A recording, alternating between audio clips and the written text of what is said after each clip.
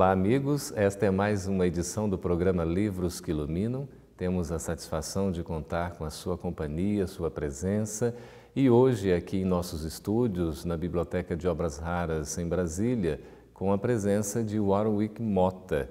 Seja muito bem-vindo, Motta, aqui em nosso programa. Muito obrigado, Geraldo. Grande oportunidade, que a gente agradece esse momento de estar com você.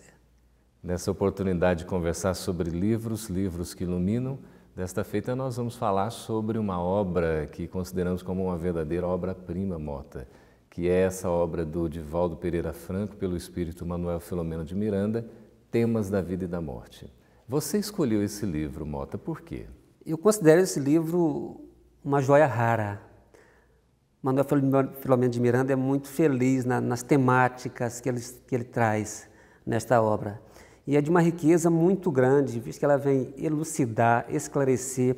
Ele faz algumas revisitações em temas anteriormente abordados, com algumas modificações, mas ele estrutura o conteúdo dessa obra de uma forma muito didática, com uma sequência de temas que nos propõe uma reflexão muito grande. É uma obra que eu tenho realmente um carinho especial. E fica recomendada a leitura e o estudo por todos nós, espíritas, simpatizantes do espiritismo, ou enfim, aqueles que desejamos conhecer um pouquinho mais a respeito desse tema. Vida e morte, Motta, seriam dois temas opostos, que se dividem, que se conflitam? É uma dualidade que acompanha o ser humano, mas que, na verdade, se complementam. Vida e morte faz parte do desenvolvimento do espírito, do homem.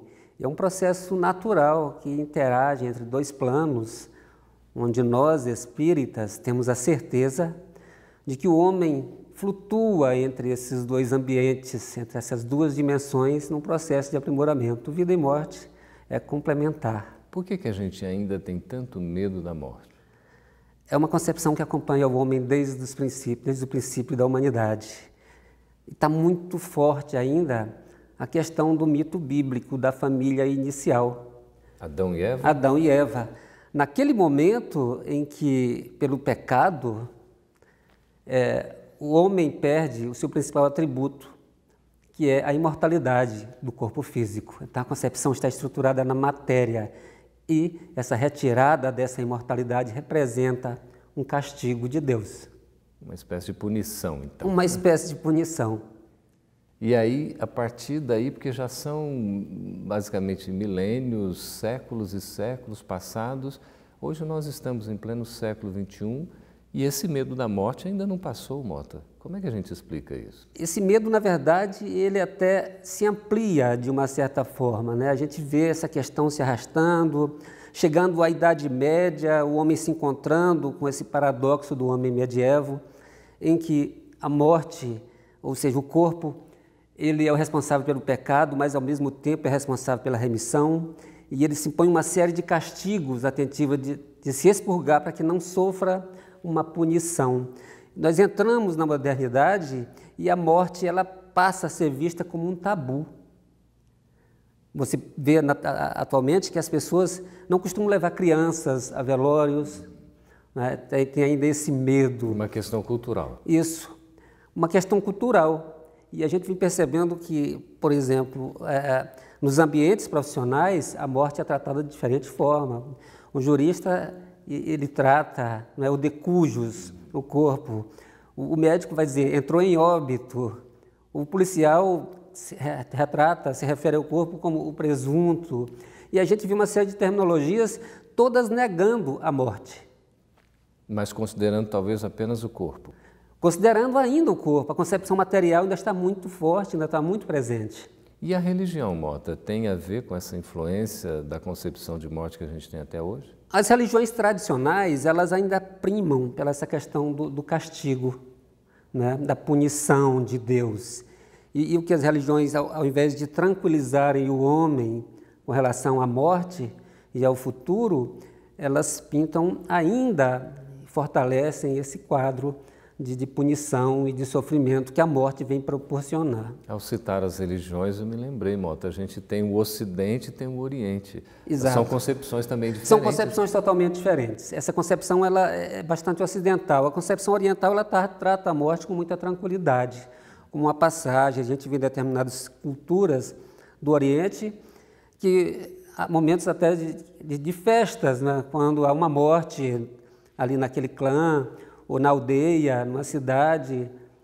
Tem uma obra de Akira Kurosawa, um vídeo muito interessante que vem tratar da morte, né? Como que é o povoado dos moinhos. E ele trata a morte com festa. No momento que a pessoa daquele povoado desencarna, existe uma festa no povoado. São concepções totalmente diferentes. O homem ocidental ainda está muito preso à questão do sofrimento. Esse é o famoso diretor cinematográfico, não é? Exatamente. Muito bem. Mota, a contribuição de Manuel Filomeno de Miranda, somada com a parceria com Divaldo Franco, a gente poderia estabelecer algum paralelo, uma comparação com a parceria estabelecida entre o espírito André Luiz com o medianeiro Chico Xavier? Existe realmente, ainda que você não queira fazer um certo paralelo entre, porque o fim e o foco, naturalmente, é o mesmo. São estilos diferentes de abordagem dos autores de Manuel Filomeno de Miranda e de André Luiz, com temáticas muito próximas em determinados momentos, o que é natural.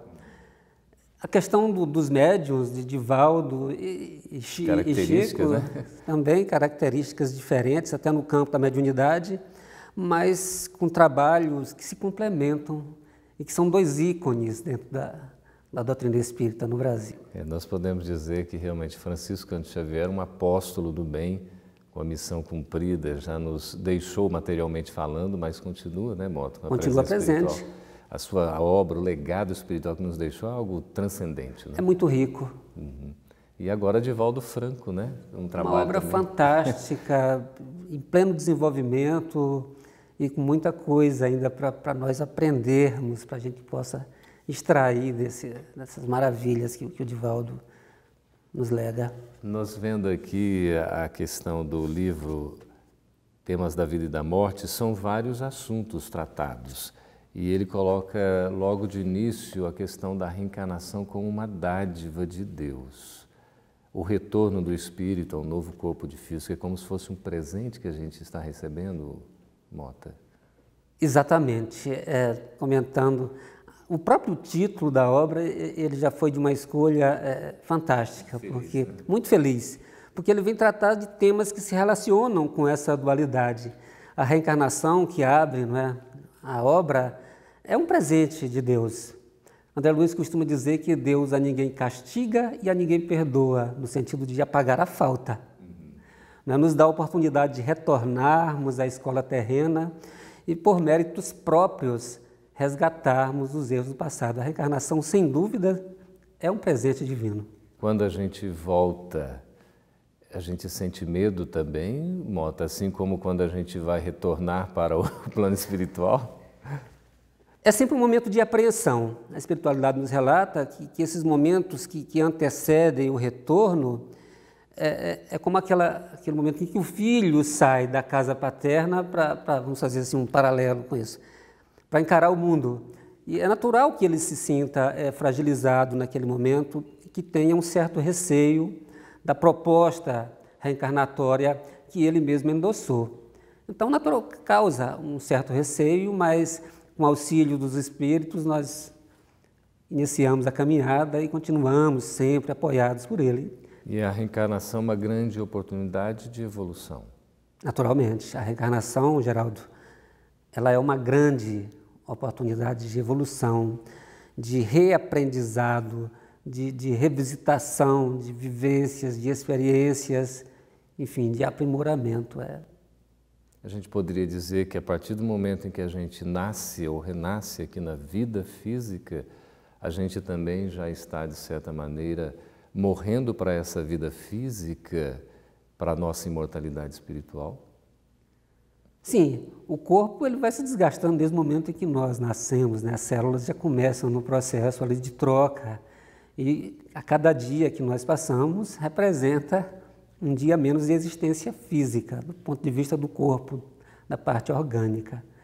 Mas para o espírito, a eternidade é infinita, não é? Infinita, é. A própria eternidade não tem nem começo nem fim. Mas, Mota, quando encarnados, como nós estamos aqui, vivos do lado de cá, nós devemos ter a preocupação dessa preparação com relação à morte? É essa questão que deveria ser trabalhada no Ocidente, né? E que a doutrina vem trabalhando entre nós. Desde o primeiro momento em que nós nos encontramos, em que passamos a ter ciência dos acontecimentos, nós devemos ser preparados para o desencarne como uma coisa natural, para a morte como uma coisa natural, como um processo de transição da vida. Na infância, as crianças já entendem isso com os ciclos da natureza, né? Quando você visita a questão do ciclo da cadeia alimentar. Entretanto, o homem se afasta, ele olha isso à distância, né? A doutrina aproxima. Quer dizer, acaba sendo uma questão até educacional. É uma questão educacional. Para formar essa cultura. Exatamente. A nossa educação, então, se distanciou dos elementos, digamos assim, até naturais, criando mitos, criando fantasias, gerando medo? Sim. A nossa educação, ela nos deixa distante dessa perspectiva e cria uma série de medos, porque coloca a morte ainda como algo totalmente desconhecido e essa presença do desconhecido atemoriza. A todos nós, inclusive. A todos nós, inclusive. Nós espíritas, inclusive. Se você tem esse medo, esse temor, ou de alguma maneira se assusta com esse tema, ou quer mais informações sobre o assunto, continue conosco, a gente vai para um breve intervalo e voltamos daqui a pouco com a concepção espírita acerca da morte e da vida.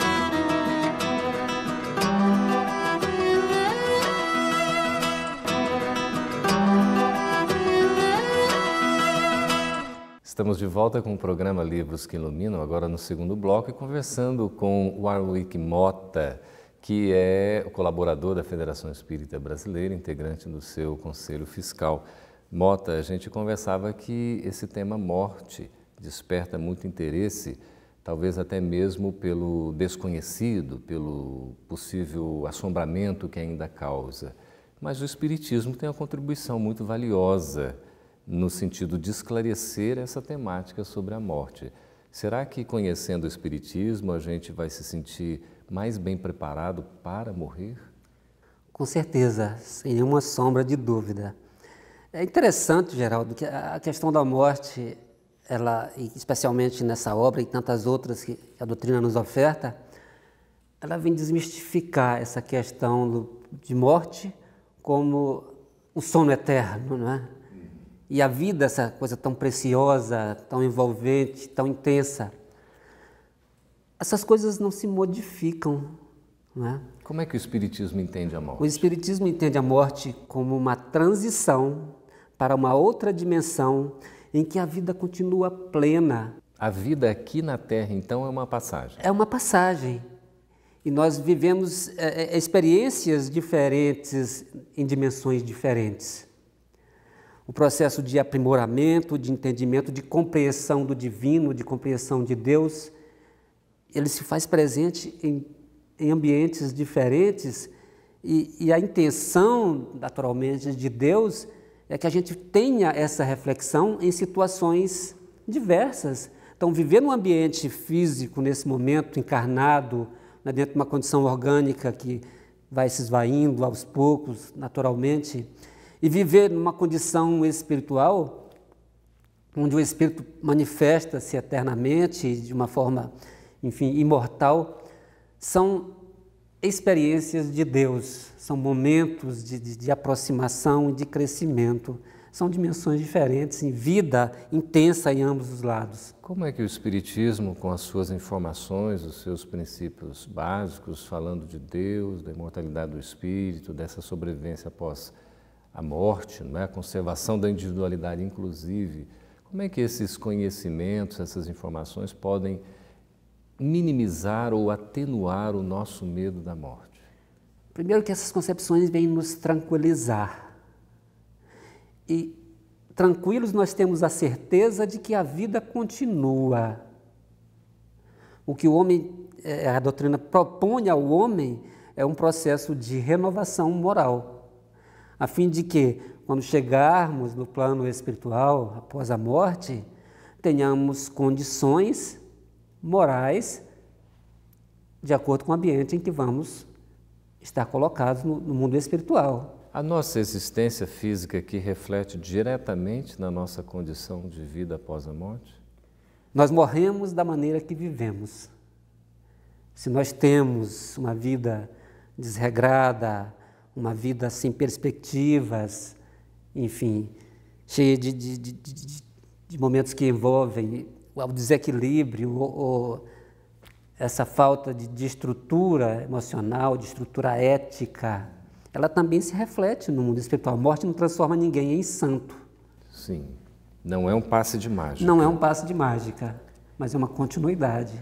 Eu estava olhando aqui no capítulo que trata da nossa postura ante os moribundos, ou seja, ante aqueles que estão, né, próximos da desencarnação, que Manuel Filomeno de Miranda coloca que a morte é momento de valiosa expectativa para o ser.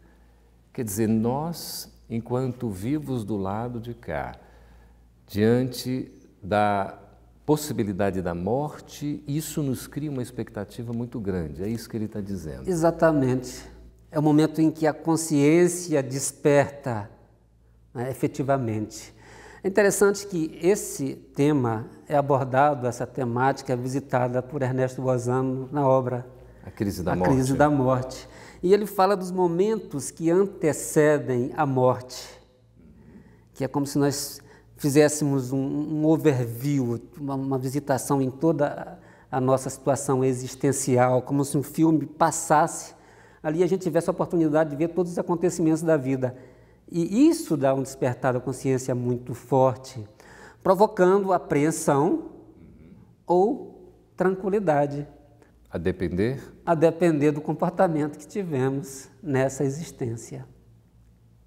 Mota, se eu fosse morrer hoje, fisicamente falando, desencarnar, eu não estaria em condições, confesso a você. A maioria de nós, Geraldo. A gente tem muita coisa para fazer ainda, não é? Muita coisa para corrigir, muita coisa para fazer. Olha, a morte nos desperta esse interesse todo porque causa uma certa obscuridade. A gente tem a concepção histórica da questão assim da sombra e da luz, sim, da noite e do dia, da morte e da vida. Mas a concepção que o Espiritismo nos passa é bem diferente dessa dicotomia, não é? Dessa dualidade. O Espiritismo rompe com essa dicotomia, não é? Com essa dualidade, e ele estrutura o ser dentro de uma nova concepção, dentro de uma concepção holística, dentro de uma concepção plena, e não fragmenta a vida em o bem, o mal, a morte, a vida, mas um processo pleno de continuidade, de interação, de aprimoramentos que se fazem num ambiente, numa existência física ou numa existência extrafísica. É questão apenas de experiências em ambientes diferentes. Todo instante da nossa existência carnal é importante. E esse momento final de despedida, pelo que Manuel Filomeno de Miranda coloca, que é um momento de muita expectativa, para a maioria de nós, diríamos, a gente poderia dizer que é crucial, pode ser determinante, Mota, pode acontecer alguma coisa que inclusive vai mudar para frente, quem sabe até esse destino no plano espiritual?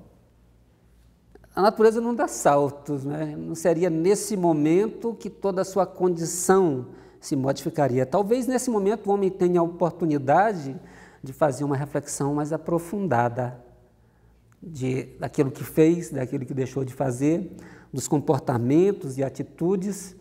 Quem sabe um despertamento. E quem sabe um despertamento representa esse momento, naturalmente, um diferencial. Sim. Na chegada ao plano espiritual. Sairia mais bem preparado. Sairia mais bem preparado. Aqueles que não conhecem nada, que não têm essa concepção, achando que inclusive depois da morte acaba tudo, ou tem uma concepção bem, talvez, tradicionalista, no sentido daquela visão ainda, né, tão figurada de céu e inferno, sem fazer nenhuma crítica, o fato da gente conhecer a realidade depois, do que nos aguarda como uma continuidade da vida naturalmente, Isso facilita, é ponto de vantagem a partir do momento que a gente passa a acreditar nisso? A gente pode dizer, Mota, que nós estamos numa condição, digamos, melhor do que aqueles que não têm essa compreensão?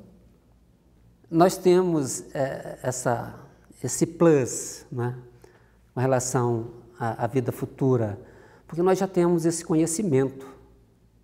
Nós já conseguimos dimensionar o resultado das nossas ações e as suas consequências pela lei de causa e efeito.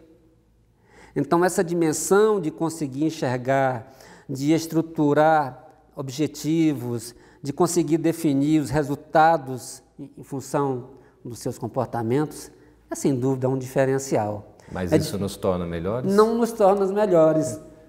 Ao contrário, nos torna mais responsáveis, né?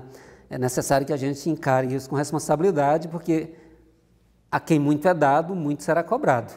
Até aqui, Manuel Filomeno fala de medo e de responsabilidade.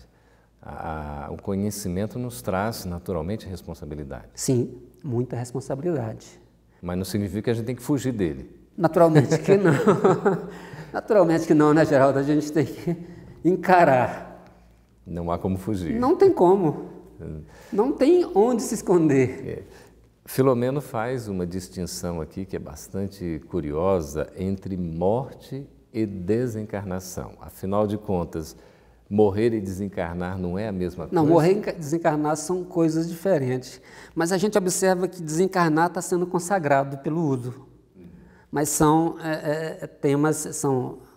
termos totalmente diferentes. Quer dizer, mesmo as pessoas não espíritas estão usando já o termo desencarnação. Já estão usando o termo desencarnação. Interessante. Morrer cessa, né, as nossas energias, nosso potencial orgânico, enfim, todo o processo vital finda. Esse é o processo de morte. A extinção da vida A extinção orgânica. da vida orgânica. Isso é a morte. É a morte. Desencarnar é sair do corpo. E a doutrina vem nos esclarecer que a questão perispiritual, o nosso corpo perispiritual está ligado molécula a molécula. E o nosso apego à matéria, à vida, por isso que lá no início a gente falou daquela concepção, né, da família inicial, da concepção que o homem ainda está muito preso à matéria. E sair do corpo é um processo de transição, de sofrimento, ali, de momentos de desestabilização do espírito, e que é necessário esse fortalecimento através da prece, da boa vivência, do comportamento. As dificuldades, elas variam, né, de espírito para espírito. Cada caso é um caso. A desencarnação seria, então, um processo de libertação. Exatamente, de libertação. E tem que haver o desapego. É requisito fundamental. Quanto mais desapegados somos, mais fácil é esse processo de libertação das vestes físicas. Quanto mais apegado, mais demorado e sofrido o processo. O processo. Pois é, meus irmãos, nós estamos aí nesse processo todo de exercício para a preparação da morte, mas que nos leva à verdadeira vida. Então, nada de tragédia, nada de uma visão, digamos, pessimista. Pelo contrário, nós temos que ter uma excelente existência aqui, aproveitando o nosso tempo e nos preparando com desprendimento para uma desencarnação que seja a mais agradável, a mais feliz possível dentro das nossas condições, naturalmente. Nós vamos para um breve intervalo e voltaremos daqui a pouquinho com o programa Livros que Iluminam aqui na FEB TV. Fique conosco.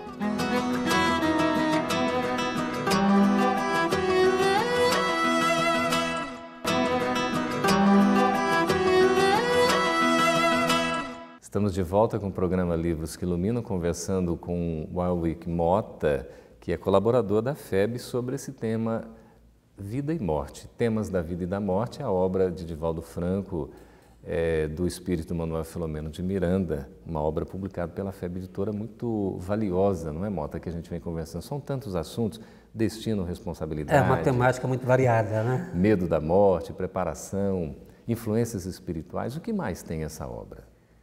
Comportamento, né? Os clichês do psiquismo, medo, responsabilidade, as influências também, espirituais. É muito rico, realmente, é muita coisa. E nós temos aqui um assunto que é extremamente delicado, que é tratado com muita seriedade, que que é a questão do suicídio. Como é que o Espiritismo, e na abordagem aqui de Filomeno, a gente pode entender? Porque ele chama o capítulo de suicídio solução insolvável, quer dizer, não é uma solução, não é isso? É um engano, né? O homem foge da vida pela porta do suicídio, achando que vai encontrar a solução para os seus problemas, quando na verdade vai potencializar essas dificuldades. Porque a vida continua. A vida continua e não nos cabe o direito de findar a nossa existência, de darmos cabo da nossa própria existência. Mas é um tema que ainda faz parte das estatísticas e elas se avolumam na modernidade, e o desconhecimento das consequências do suicídio ainda são pouco esclarecidos no Ocidente. O homem ocidental, ele ainda desconhece, né?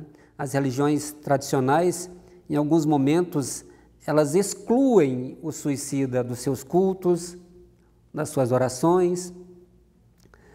Um processo, difícil, uma visão difícil. Para a família, inclusive. Especialmente para a família que sofre e que especula, né, os motivos que levaram àquela situação. E para o espírito que continua vivo. Especialmente, porque ele convive com essas impressões, o espírito troca essas impressões com quem está na carne. Uhum. Hoje nós temos estatísticas aí, Mota, que levam a entender que alguns países estão disparados em primeiro lugar em termos da quantidade de suicídios. E aqui no Brasil também, nós estamos, assim, segundo essas estatísticas, já em 8º lugar no mundo inteiro. Essas estatísticas crescem. No próprio Ocidente, no Japão, tem uma questão da pressão social sobre o jovem, sobre o profissional que já está no mercado, e eles acabam também, embora tendo um conhecimento diferente do homem ocidental sobre a vida, sobre a morte, acabam também fugindo por essa porta, né, procurando a solução. A doutrina ela tem trabalhado muito, Geraldo, você sabe muito bem disso, no sentido de mitigar essas causas do suicídio, né, de diminuir essas estatísticas, com os projetos da Federação Espírita, Defesa da Vida, nas campanhas. Valorizando a vida. As religiões se unem, não é, Mota? Nesse momento, sim. Porque é um objetivo comum de todas as religiões. A preservação da vida. Preservação da vida. E esse projeto, né, ele aproxima também as religiões. É uma oportunidade de trocarmos impressões, conhecimentos e abordagens também. A gente acompanha que tem alguns países, por exemplo, que fazem uma espécie de suicídio assistido, ou seja, até, por exemplo, a equipe médica, que é uma cultura, né? Para eles é aquela questão, já chegou, parece que a vida já não tem mais sentido, Mota. Eles se estruturam, né? Se escoram na morte com honra, né? Morrer com dignidade, separando o sofrimento como se ele não fosse parte da vida. E a gente vem perceber que a doutrina nos ensina que o sofrimento é um instrumento pedagógico da providência divina, é um momento de reflexão, de mudança de atitude, de comportamentos. Lá no livro Nosso Lar, que é uma recomendação que a gente faz também para todos os nossos amigos que nos acompanham, a obra clássica de Chico Xavier, ditada pelo Espírito André Luiz, a gente vê logo nos textos que Emmanuel faz de apresentação que a grande surpresa que a gente defronta depois da morte é se encontrar com a própria vida. É como se a gente se olhasse no espelho e estivesse diante daquela realidade. Porque a morte, de fato, ela não existe, nós continuamos vivos. O fato da gente ter essa concepção implica necessariamente, Mota, na nossa evolução espiritual ou precisa de algum elemento a mais para isso, para que isso ocorra? Ter esse conhecimento e essa dimensão, naturalmente, implica nesse desenvolvimento. Basta que nós analisemos as narrativas de Camilo Castelo Branco, Memória de um Suicida, Da Ivone Pereira. da Ivone Pereira, que é uma obra fantástica que vem abordar esse tema com muita propriedade, com as consequências, colocando também o suicida em momentos, em situações diferentes. Nem todo mundo que desencarna, que se mata, enfim, que sai da vida pelas portas do suicídio, passa pelos mesmos processos. É julgado ali a questão do conhecimento, das influências. Tem os atenuantes também. Os atenuantes, né? Nem todo mundo vai para o vale do suicida como se apregoa. É por aí, né? São questões diferentes, cada caso é um caso, é examinado de forma diferente pelo mundo espiritual, mas todos têm um componente do sofrimento. Nós, sabedores disso, naturalmente, né, temos esse diferencial, acho que não há a necessidade. O exame nos mostra já os caminhos que nós devemos seguir para esse processo de aprimoramento. Preocupação, o Filomeno ele coloca um capítulo aqui, jamais chegando ao final da obra, sobre educação íntima. É importante a educação para o espírito? É fundamental. Tá? O Vinícius, em uma de suas obras, fala que é fantástico também, não é? Isso. Que educar é um processo que não se dá, não é, de fora para dentro, né? Mas de dentro para fora. Exatamente. Coisa maravilhosa. É um elenco de obras de Vinícius, que é um pseudônimo de Pedro de Camargo, educador. Tem o mestre na educação. Exato. Isso. Tem tantas obras na seara do mestre, nas pegadas do mestre. Isso. São obras fantásticas do Vinícius. E ele vem tratar essa questão da educação como um processo consciencial, né? Ele cita também, o Vinícius, que nós temos dois espelhos. Um espelho que nós nos costumamos visualizar, se estamos fisicamente dignos da situação que vamos participar, do momento. E o espelho da consciência, que poucas vezes visitamos.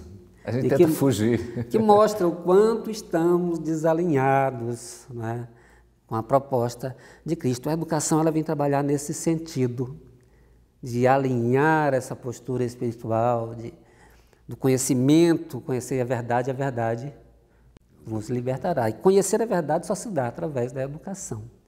O estudo das obras espíritas, da doutrina espírita, através do ESG, né, do estudo da mediunidade, o estudo aprofundado das obras básicas. E o homem também deve estudar sobre outros temas, certamente, né?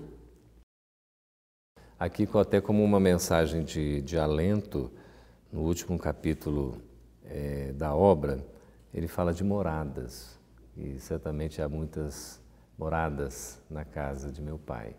Como é que é esse entendimento diante da morte? Aí nós temos dois aspectos iniciais, né? Que é a questão do ambiente, do local onde vamos estar após a morte, onde vamos nos situar no plano espiritual. Mas tem uma dimensão também psicológica muito forte, que todos nós variamos em determinado momento nessas moradas, nessas situações, porque o estado em que o espírito se encontra no mundo espiritual está diretamente relacionado à sua situação psicológica, à sua situação emocional, o momento em que ele está experienciando, né? E essas diversas moradas, elas flutuam sobre diversas dimensões, não podem se limitar apenas a aspectos geográficos do mundo espiritual ou do mundo físico, mas a diversos estados também, do campo emocional. Aí você diria que é importante uma preparação adequada, a paz, a serenidade, a tranquilidade. Como é que seria isso? Porque senão a gente vai encontrar do outro lado o quê? O resultado do que a gente está fazendo? O resultado do que nós estamos fazendo. É fundamental esse processo de harmonização do ser humano, né? Da busca da paz, do encontro dessa postura de tranquilidade, de modificação de comportamentos. Sempre para melhor? Sempre para melhor, naturalmente. Senão seria uma involução. A gente mudar o comportamento. Naturalmente, a gente tem esses curtos-circuitos mentais que nos leva a momentos diferenciados de desequilíbrio. Mas buscar fugir disso, buscar o equilíbrio em todos os momentos, essa é a receita para chegar bem no mundo espiritual. Para a gente encerrar, Mota, que o nosso tempo já está acabando, o tema tão interessante, Filomeno de Miranda fala da saúde mental. Qual a importância da saúde mental para a nossa felicidade espiritual? Eu diria que é tudo a questão mente sana, corpo sano. Um é resultado do outro. Se mentalmente nós estamos bem, fisicamente o processo, né, se dá naturalmente. O Emmanuel vem nos esclarecer, vem nos ensinar que não existem doenças, existem doentes. Que precisam ser tratados. E que precisam ser tratados. Então, essa tranquilidade mental, essa saúde mental é fundamental. E para a nossa preparação, inclusive, para a despedida. Especialmente para essa preparação da despedida. É tão bom, é um assunto que tem muito o que conversar, praticamente inesgotável diante da sua grandiosidade, e é um assunto sobre o qual a gente vai estar voltando recorrentemente até para o nosso aprendizado, viu, Mota? Agradecemos a sua presença aqui em nosso programa Livros que Iluminam. Muito obrigado. E agradeço também a presença de todos vocês que estão nos acompanhando, com a gentileza, com a paciência, e esperamos que o programa esteja sendo bastante útil, de interesse e possa estar levando a reflexão sobre temas tão importantes nestes livros que nos iluminam. Fiquem com Deus e até a próxima edição deste programa Livros que Iluminam aqui na FEB TV.